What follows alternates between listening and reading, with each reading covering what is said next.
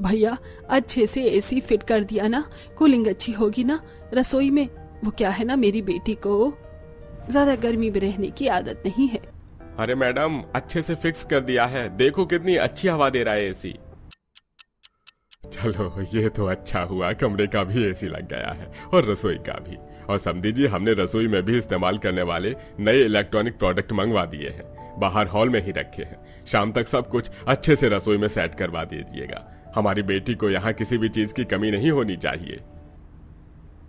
अरे मोहन जी आप बेफिक्र रहिए, इतने समय से हम एक दूसरे के बिजनेस पार्टनर हैं और आज भगवान की कृपा से एक दूसरे के समधी बनने जा रहे हैं। आपकी बेटी अब हमारी बेटी है।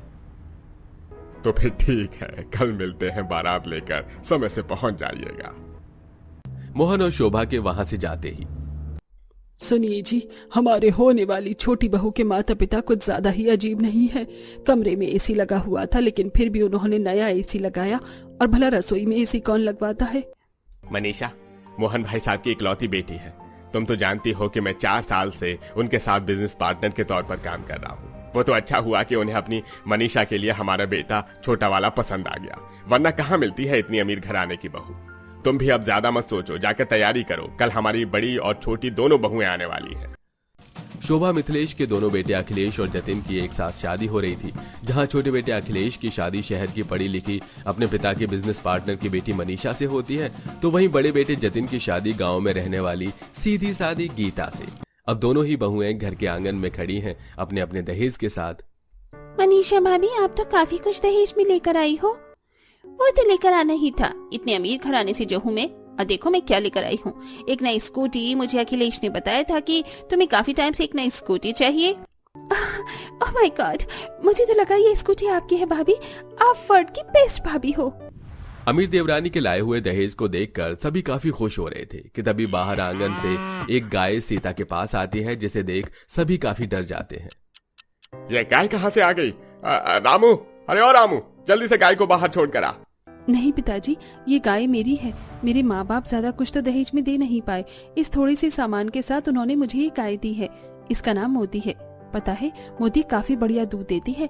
इसका ताजा दूध पीकर आप सब लोग तंदुरुस्त हो जाएंगे। मैंने सुना है कि शहर में दूध में काफी मिलावट होती है, लेकिन मेरी मोती का दूध स्वादिष्ट के साथ साथ ताकत से भरपूर है। गीता, तुम दहेज में गाय लेकर आई हो? वैसे इसका साथी कहाँ है? तुम्हें गाय और बैल दोनों को लेकर आना चाहिए था।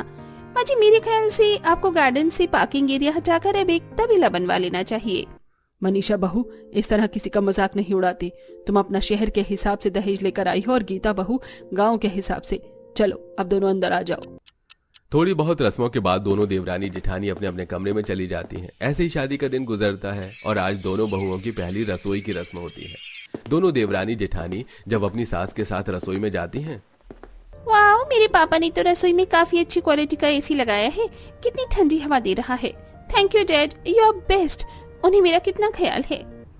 लेकिन जितना मुझे पता है एसी तो कमरों में होता है, भला रसोई में एसी कौन लगवाता है? ये तुम गांव की रहने वाली कहाँ जानो एसी का सुख। मेरे पेरेंट्स नहीं चाहते थे कि मैं गर्मी में खड़े होकर खाना बनाऊं, इसीलिए उन्होंने मेरी शादी से एक दिन पहले ही मेरे ससुराल में रसोई में एसी लगवाया। और सिर्फ यही नहीं, ये देखो induction oven, grinder, mixer, juicer और भी कई तरह के सामान हैं जो मेरे पेरेंट्स लेकर आए थे। माँ जी, ये सारी रसोई तो मेरे पल्ले ही नहीं पड़ रही है। गाँव में तो मैं चूल्हे पर ही खाना बनाती थी, मैं इस एसी वाली रसोई में खाना नहीं बना सकती। तो गीता बहू, तू कहाँ बनाएगी खाना? माँ जी, मैं बाहर आंगन में चूल्हा बना लेती हूँ, वहाँ आराम से बैठकर मैं खाना बना लूंगी। चलो, लोगों को अपनी औकात तो पता चली। आप जाकर बाहर धूप में खाना बनाओ जेठानी जी, मैं तो चली अपनी इस एसी वाली रसोई में खाना बनाने। सुबह सुबह का वक्त था। गीता जल्दी से आंगन में आती है और आसपास पड़ी ईंट को इकट्ठा करके एक छोटा सा चूल्हा बना लेती है। अब गीता साथ लाए हुए दहेज में मिर्च, मसाले, बर्तन और थोड़ा बहुत राशन के सामान का इस्तेमाल करते हुए चूल्हे पर पहली रसोई के खाने की तैयारी करती है। एक काम करती हूँ, सबके लिए मिक्स वेज, मलाई कोफ्ता, तंदूरी रोटी और जीरे वाले चावल बना लेती हूँ और मीठे में मूंग दाल का हलवा। अब मैं अपनी इस एसी वाली रसोई में क्या बनाऊं? मुझे तो खाना बनाना भी नहीं आता है। एक काम करती हूँ, सबके लिए चीज वाली मैगी बना देती हूँ। मेरी मम्मी पापा को भी मेरे हाथ की चीज मैगी कितनी ज्यादा पसंद थी। जहाँ एक तरफ गरीब जेठानी कड़ी धूप में चूल्हे पर बैठकर सबके लिए अलग अलग तरह के स्वादिष्ट पकवान बना रही थी, तो वहीं एसी वाली रसोई में अमीर देवरानी सबके लिए चीज मैगी बनाती है। थोड़ी देर में दोनों देवरानी जेठानी अपना बनाया हुआ पहली रसोई का खाना लाकर डाइनिंग टेबल पर सर्व कर देती हैं। अरे वाह गीता बहू, तुमने तो काफी कुछ बना लिया। चूल्हे पर इतनी कड़ी धूप में बैठकर इतनी जल्दी इतना सब कुछ बनाना काफी मुश्किल था। आप बार बार मनीषा बहू की मैगी को देख रहे हैं। गीता बहू के हाथ की रोटी और सब्जी खाइए। क्या खाना बनाया है मेरी गीता बहू ने। ये सब तो हम रोज खाते रहते हैं, लेकिन मैं तो अपनी मनीषा बहू के हाथ की मैगी ही खाऊंगा।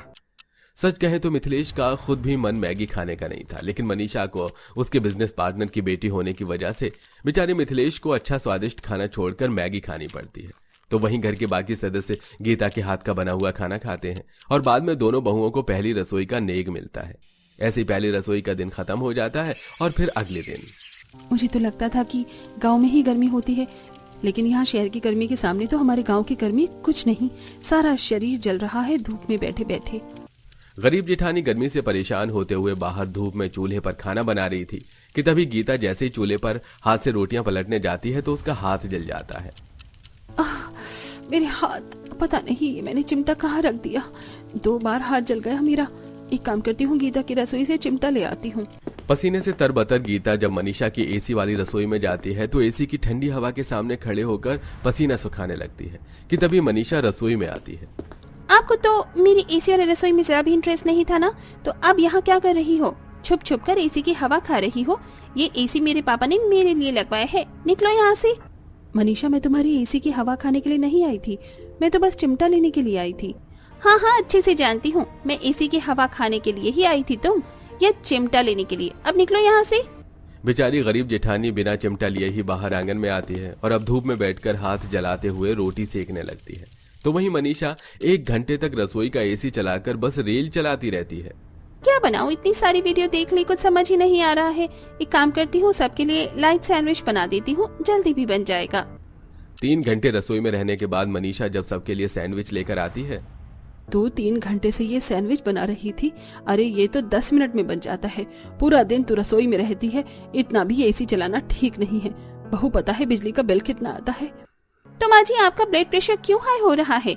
वो एसी मेरे पापा ने मेरे लिए लगवाया है और अगर आपसे बिजली का बिल नहीं दिया जाता तो कोई बात नहीं, मेरे पापा ये भी भर देंगे। मनीषा का यह बर्ताव घर में किसी को भी पसंद नहीं आता, लेकिन सब मनीषा की इस बदतमीजी को सहते हैं और ऐसे ही 1-2 दिन गुजर जाते हैं। मनीषा कई घंटे तक रसोई का एसी चलाकर कभी किसी के लिए बर्गर तो कभी किसी के लिए खाने में सिर्फ शेक बनाकर ले आती।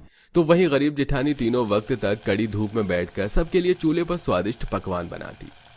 ये देखिए पिताजी, आज मैंने आपके लिए क्या बनाया है, वेज दम बिरयानी। माँ जी बता रही थी आपको ये काफी पसंद है।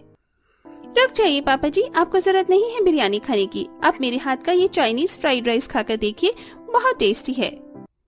मनीषा के हाथ का खाना 1% भी मिथिलेश को पसंद नहीं था, लेकिन बेचारा बिजनेस पार्टनर होने के नाते मजबूर होकर जहां एक तरफ मनीषा की बदतमीजी सहता तो वहीं उसके हाथ का बेस्वाद खाना भी खाता। ऐसे ही कुछ दिन और गुजर जाते हैं। मनीषा सबके लिए अपनी एसी वाली रसोई में चीज रोल बना रही होती है, तो वहीं गीता हर रोज की तरह धूप में बैठकर चूल्हे पर खाना बना रही थी। तभी मिथिलेश गुस्से से तिलमिलाते हुए घर आता है। मिथिलेश की आवाज सुनकर सभी लोग हॉल में आ जाते हैं, तो वहीं मनीषा मिथिलेश के लिए चीज रोल लेकर आती है। पापा जी, आप आ गए। देखिए आज मैंने आपके लिए क्या बनाया है, चीज रोल। ले जाओ इस चीज रोल को मेरी आंखों के सामने से। मिथिलेश मनीषा के हाथ में रखी हुई चीज रोल को उठाकर फेंक देता है, जिसे देख मौजूद सभी लोग काफी हैरान होते हैं। मिथिलेश, ये क्या हो गया है आपको? इसके पिता ने मुझे अपने बिजनेस से निकाल दिया, मुझसे मेरी पोस्ट, रुतबा सब कुछ छीन लिया। उसने अब एक नया बिजनेस पार्टनर बना लिया है। सिर्फ उसी की वजह से आज तक मैंने इसकी सारी बदतमीजी सही। रसोई में घंटों तक खड़े होकर एसी चलाकर बेस्वाद खाना बनाती थी। मैंने सब कुछ सहा, लेकिन अब और नहीं। जैसे इसके बाप ने मेरे साथ किया वैसे अब मैं इसके साथ करूंगा। अब ये इस घर में 1 मिनट और नहीं रुक सकती। मिथिलेश मनीषा का हाथ पकड़कर उसे घर से बाहर निकालने लगता है, जिसे देख गीता अपने ससुर का हाथ पकड़ती है। पिताजी, आप ये क्या कर रहे हैं? आपके बिजनेस पार्टनर ने जो आपके साथ किया उसका बदला आप मनीषा से कैसे ले सकते हैं? जरा सोचिए, मनीषा आपकी बहू ना होकर आपकी बेटी होती और उसके ससुराल वाले उसके साथ ऐसा करते तो कैसा लगता आपको? जिस तरह पूनम आपकी बेटी है उसी तरह मनीषा भी किसी घर की बेटी है, वो जैसी भी है, लेकिन आपको कोई हक नहीं है उसके साथ ये सब करने का। सभी मौजूद लोग गीता की बात में हाँ में हाँ मिलाते हैं, जिसे सुन मिथिलेश को अपनी गलती का एहसास होता है। गीता बहू बिल्कुल ठीक कह रही है। मनीषा बहू मुझे माफ कर देना, गलती तुम्हारे पिता ने की और सजा मैं तुम्हें देने चला था। ये सब देख मनीषा को अपनी गलती का एहसास होता है और जब अगले दिन गीता फिर से कड़ी धूप में बाहर आंगन में खाना बना रही होती है कि तभी मनीषा गीता के पास आती है। जेठानी जी, अब आपको कड़ी धूप में बैठकर चूल्हे पर खाना बनाने की कोई जरूरत नहीं है। मैं हूँ ना, मैं आपको अपनी एसी वाली शहरी रसोई का इस्तेमाल करना सिखाऊंगी। अगर कल आप पापा जी को ना समझाती तो मेरा रिश्ता तो कब का टूट जाता। मैंने आज तक आपके साथ जो भी व्यवहार किया, अपनी एसी वाली रसोई को लेकर मुझे माफ कर देना। तुम्हें अपनी गलती का एहसास हो गया, मेरे लिए यही काफी है। लेकिन मनीषा, अब तुम्हें भी अपनी कुछ चीज सुधारनी होगी। जिस तरह तुम अपने मायके में थी, ठीक उसी तरह ससुराल में रहो। ये जरूरी नहीं है, सभी को थोड़ा तो बदलना ही पड़ता है। गीता की बात सुनकर मनीषा अब रसोई से एसी हटवा देती है, जिसके बाद अब दोनों देवरानी जेठानी बिना किसी मनमुटाव के प्यार से एक दूसरे के साथ खाना बनाती है। गौरी और गीता खाना बना रहे होते हैं, तभी गौरी पास रखे बाल्टी से पानी लेकर सब्जी में डालने लगती है। अरे गौरी, जरा ध्यान से सब्जी में पानी डालो, क्योंकि इस तपती हुई गर्मी में खाने से ज्यादा पानी के बारे में सोचना पड़ रहा है। हाँ दीदी, ये तो आप सही कह रही हैं। तपती गर्मी के कारण रत्ना के पूरे परिवार का बुरा हाल था। खाने के बाद पीने का पानी भी नाप तोल कर पीना पड़ता, और नहाने के लिए भला कौन सोच सकता था, जहां सरकारी पानी का टैंकर वाले भी अब पानी की किल्लत की वजह से फ्री के पानी का भी मन माने पैसे वसूल कर रहे थे। अरे भाभी, कहाँ हैं आप लोग? जल्दी चलिए, पानी का टैंकर आ गया है। अरे बहू, जल्दी से पानी की लाइन में पहुंच, वरना जो पानी मिल रहा है वो भी नसीब नहीं होगा। गीता और गौरी बाल्टी लिए पानी के टैंकर पर पहुंचती हैं। तब तक लाइन लग चुकी होती है और पानी भी उन्हें जल्दी मिल जाता है, जो पानी के लिए अच्छी रकम चुका रहे थे। भाभी, हमें एक बाल्टी पानी भी मिल गया तो हमारी किस्मत समझो अच्छी है, क्योंकि यहाँ तो सब पानी के लिए दुगना दाम दे रहे हैं। अरे हाँ, अब क्या कर सकते हैं। इस गर्मी में पानी की इतनी किल्लत है कि लोग पानी के लिए भारी रकम चुकाने को भी तैयार हैं, और मुझे तो लगता है तुम लोगों को तालाब ही जाना चाहिए। हमें सलाह देने से अच्छा है कि आप अगर घंटों का रास्ता तय करके तालाब जाएंगी तो आपको पता चलेगा, पानी लाना और ना लाना दोनों बराबर है। धीरे धीरे लाइन बढ़ती है और अंत में गौरी और गीता को सिर्फ आधा आधा बाल्टी ही पानी मिल पाता है। अरे भाई साहब, हमने आपको पैसे भी दिए हैं, फिर भी इतना कम पानी दिया आपने। अरे जितना पैसा दिया है ना, उस हिसाब से तो एक गिलास पानी ही दूं आपको, लेकिन आप लोगों पर तरस खाकर इतना पानी दे दिया है। चलो, मेरा समय बर्बाद मत करो। गीता, कल्याणी और गौरी अब उदास मन से घर आती हैं। हम गरीबों को तो ऊपर वाला भी नहीं, तो भला ये टैंकर वाला कैसे ही समझेगा। घर में पहले से कमाने वाले सिर्फ 2 ही लोग थे, रत्ना का बड़ा बेटा मुरारी और छोटा बेटा गोपाल, जिस कारण पहले से ही इस भरे पूरे परिवार में खाने की दिक्कत थी और अब पानी की किल्लत भी होने लगी थी। माँ, मुझे नहाना, मेरे बदन से बदबू आ रही है और मुझे बाहर बच्चे भी चिढ़ा रहे हैं। राजू गंदा है। अरे बेटा, हम गरीब लोग हैं और इस गर्मी में तो हमें नहाने के लिए भी सोचना पड़ रहा है। चिंता ना कर, जिस दिन पानी होगा नहा लेना। दिन पर दिन बढ़ती गर्मी के कारण पानी की किल्लत बढ़ती जा रही थी। एक रोज रत्ना खाना खा रही होती है, तभी अचानक उसके गले में रोटी अटक जाती है। अरे भाभी, जल्दी से माँ को पानी दो, उनके गले में सूखी रोटी अटक गई है। गौरी और गीता दोनों ही पानी की बाल्टी की तरफ बढ़ते हैं, लेकिन बाल्टी में आधा ग्लास से भी कम पानी था, जिसे पीकर रत्ना की प्यास तो नहीं बुझती, लेकिन जान जरूर बच जाती है। माँ जी, आप रुकिए, मैं अपनी पड़ोसन कुंती से पानी लेकर आती हूँ। लगता है किसी दिन ये गर्मी में पानी की किल्लत मेरी जान ले लेगी। गौरी अब अपनी पड़ोसन के घर पहुंचती है और उसे पानी देने को कहती है। वैसे तो पानी की किल्लत हर जगह है और तुझे तो पता है टैंकर पर सभी पानी खरीद रहे हैं, तो तू ये 1 लोटा पानी ले जाकर टैंकर पर मुझे याद से पैसे दे देना। ये सुनकर गौरी अपनी पड़ोसन कुंती को देखती रह जाती है, जो कि सजी धजी तैयार थी। हाँ जी, जल्दी चलिए, हमें वाटर पार्क जाने में लेट हो रहा है। और तुझे क्या हुआ, जाती क्यों नहीं? अपनी पड़ोसन के मुंह से वाटर पार्क सुनकर गौरी को हैरानी होती है। अब वो घर आती है और अपनी सास और ससुर से कहती है, माँ जी, मुझे ये कुंती ने 1 लोटा ही पानी दिया है, बल्कि मैं बाल्टी लेकर गई थी और ये पानी भी उसने पैसों से दिया है, लेकिन वो अपने पति और बच्चों के साथ कहीं वाटर पार्क जा रही थी। आखिर ये क्या भला है? अरे मूर्ख, तुम्हें नहीं पता वाटर पार्क के बारे में? अरे तभी तो पूछा। पार्क का मतलब तो मैदान होता है, वही मैदान जहाँ मैं और माँ जी शाम में घूमने जाते हैं, लेकिन वाटर पार्क मतलब पानी वाला मैदान। बिल्कुल ठीक कहा तुमने। वाटर पार्क एक बहुत खूबसूरत जगह है जहाँ झूला, मौज मस्ती करने के लिए ढेर सारा पानी, झूले से गिरता हुआ पानी। अरे बहुत मजा आता है। ऐसा मेरे साहब बताते हैं, क्योंकि वो अपने बच्चे और पत्नी के साथ महीने में कई बार वाटर पार्क जाते हैं। तो हम नहीं जा सकते क्या? उसके लिए मुझे 2 दिन की दिहाड़ी के पैसे लगाने होंगे, तब जाकर कोई एक आदमी वहाँ जा सकता है। मुझे भी अब वाटर पार्क जाना है। ना आप मुझे नहला रही हो, ना वाटर पार्क ले जा रही हो। ये बच्चे भी ना, जो सुनते हैं उसकी ही जिद करने लगते हैं। गोपाल की बातें सुनकर गौरी, गीता, रत्ना सभी हैरान थे। जहां उन्हें इस तपती हुई गर्मी में पीने के लिए पानी नहीं मिल रहा था, वहां वो वाटर पार्क के बारे में सुनकर सन्न रह गए थे। अब देर शाम, जरा देखो इन बच्चों को तालाब में कैसे मस्ती कर रहे हैं। गौरी उन बच्चों को देखती हुई आगे बढ़ रही थी, तभी उसके दिमाग में एक तरकीब आती है। एक अमीरों का वाटर पार्क है जहाँ पैसे देकर जाना पड़ता है, और एक इन बच्चों का ये तालाब है जहाँ ये कितने खुश है। क्यों ना मैं भी अपने आंगन में गड्ढा करके जुगाड़ू वाटर पार्क बनाऊं, जिसे देखकर हर कोई हैरान हो जाए। अब गौरी अगले ही दिन अपनी जेठानी गीता के साथ आंगन में गड्ढा करती है। ये जो आप लोग कर रहे हो वो सही तो है ना? आप देखना, इसे देखकर माँ जी, जेठ जी, ससुर जी और बच्चे भी हैरान रह जाएंगे। गौरी, गीता और कल्याणी तीनों ही अब आंगन में गड्ढा करते हैं और उसमें मजबूत पन्नी बिछाते हैं और फिर पास के तालाब से ढेर सारा पानी लाकर भरते हैं। भाभी, हमने पन्नी की साइड में अच्छे से ईंट भी लगा दिए हैं। अब इस पर मिट्टी डाल देते हैं ताकि ये पन्नी इधर उधर खिसक ना जाए। गीता, कल्याणी और गौरी जुगाड़ मिट्टी से बना वाटर पार्क बना ही रहे होते हैं कि तभी बच्चे आ जाते हैं। कितना सुंदर वाटर पार्क बनाया माँ आपने। बुआ बुआ, सच में कितना सुंदर है। मैं भी कई दिनों से नहाया नहीं हूँ। इतना कहकर राजू जल्दी से उस वाटर पार्क में कूद पड़ता है और सुंदरी भी राजू को देखकर वाटर पार्क में उतर जाती है। दोनों नहा ही रहे होते हैं, तभी मुरारी और गोपाल भी घर आते हैं। क्या बात है, ये जुगाड़ू मिट्टी का वाटर पार्क इस गर्मी में किसी वरदान से कम नहीं, लेकिन इसमें अभी बहुत कमी है। हाँ हाँ, क्यों नहीं भैया, आपको हमारे काम में तो कमी नजर ही आती है।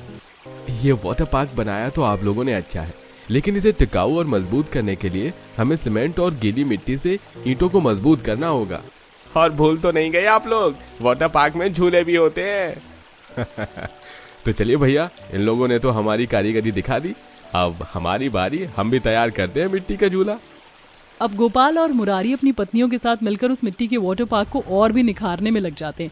गोपाल मिट्टी का झूला तैयार करता है, जिस पर पन्नी लगाकर उसे फिसलनदार बनाते हैं। भैया, हमें इसमें और पानी भरना होगा। अब मुरारी, गोपाल, उनकी पत्नियों और कल्याणी सभी मिलकर उस मिट्टी से तैयार किए गए वाटर पार्क में पानी भरते हैं।